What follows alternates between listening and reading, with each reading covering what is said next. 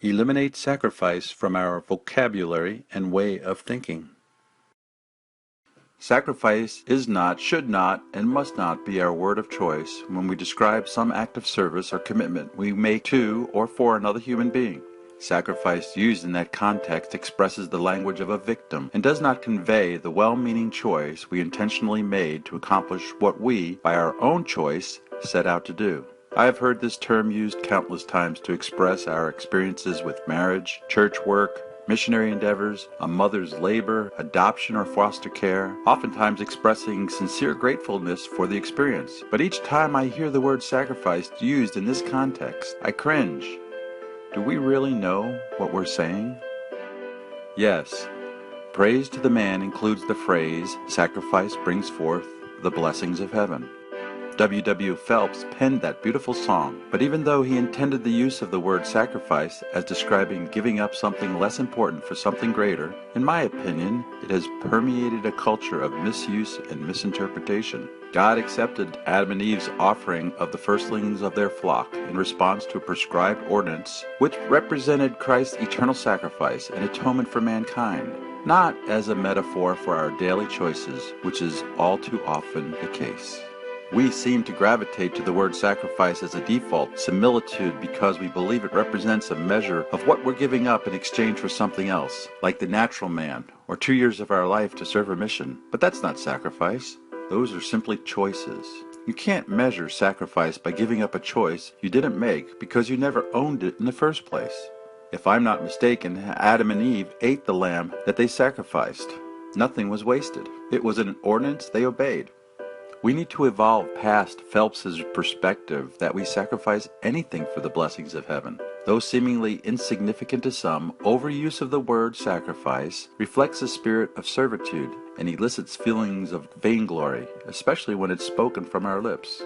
If we're the ones conveying the message related to one of our own righteous or self-righteous deeds, or even self-denial we're calling attention to, the word sacrifice puts us on a prideful pedestal that diminishes the very act we may otherwise be enriched by. For example, when a missionary innocently but mistakenly acknowledges that they have sacrificed several years of their life in the service of a people far from home, they unknowingly deprecate the choice they made. They sacrificed nothing. They simply chose to serve a cause greater than themselves, to spread the gospel of Jesus Christ. He is the only one whom we should speak of in terms of sacrifice.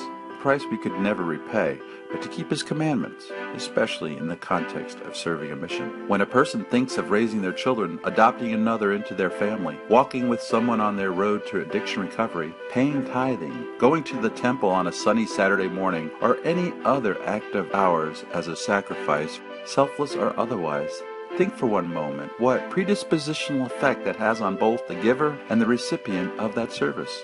The giver becomes more keenly aware of what they are giving up in order to do something else, which in many ways glorifies their intent, but at the same time robs the giver of the true benefit to their soul. On the other hand, the receiver is put at a disadvantage because they often are not in a position to repay the giver for their kind deed.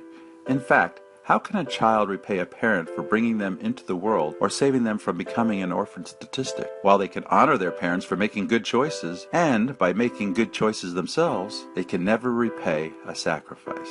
Instead, we need to think of our good intents as choices to serve and not sacrifices of servitude. We're not acting, we're not sacrificing, we're not the victim here. We're simply choosing, prioritizing, and creating something good or even great from where there may have been nothing of significance before. Again, it's that simple. It's a matter of choice.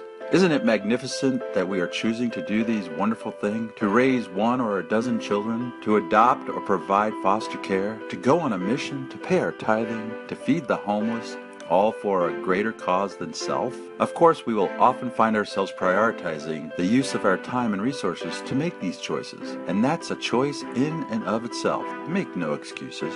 From a soldier's perspective, when a man or woman loses their life in the service of their country, it is certainly a less than desirable consequence of a choice they made. They joined the military of their own free will. More than likely, they didn't do it knowing with certainty they would die prematurely, but they certainly considered the possibility. I did. A soldier's work is dangerous. They might lose their life landing on an aircraft carrier, whisked overboard by an errant wave, or shot by the act of an adversary. In some way, they determined they were willing to offer their life, if needed, to maintain and protect our freedoms and liberty. But it was a choice, not a sacrifice. It's a patriotic profession, not servitude. It's noble in the highest sense, and I've served side by side with some of the noblest. But it's just what we do, what we did. Some gave their lives. Some returned home to grow a great posterity, and we love them for their service, regardless of how it played out in time for them personally. In reality, no one owes us anything for our choices to do without or how we spend our time or resources in any particular way. To deny ourselves the lustful pleasures of the world for higher ground, for selfless caring of an aging parent, we create these actions from a position of choice, often for the love of some greater purpose than all the glory the world could offer. I believe that when you intentionally choose to serve in these examples, you'll find the blessings of heaven will flow more naturally into your soul and into your life than if you begrudgingly think in terms of sacrificing anything. He who chooses selfless service over the world-giving glory of sacrifice will resist the temptation to refer to our choices as some form of servitude, because it's not servitude if we choose it.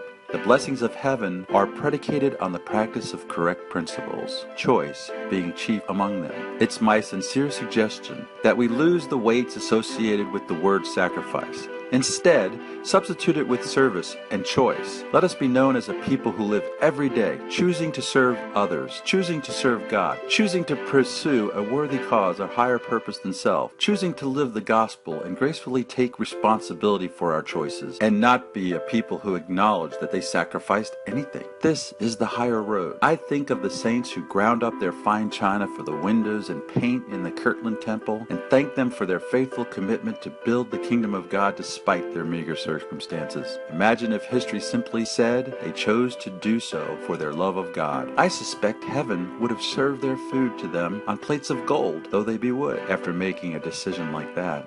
Together, let's remove sacrifice from our vocabulary and embrace the full measure of our choices to do good and stretch that wonderful agency God gave us to make a difference in this, our world. As far as sacrificing brings forth the blessings of heaven, I would tweak it to read, service brings forth the blessings of heaven, a choice only we can make. Let's rise as a people from the mindset that sacrifice is even part of our vocabulary. It's the only way the man will come to know the master. That's the ultimate blessing of our choice to serve, not sacrifice.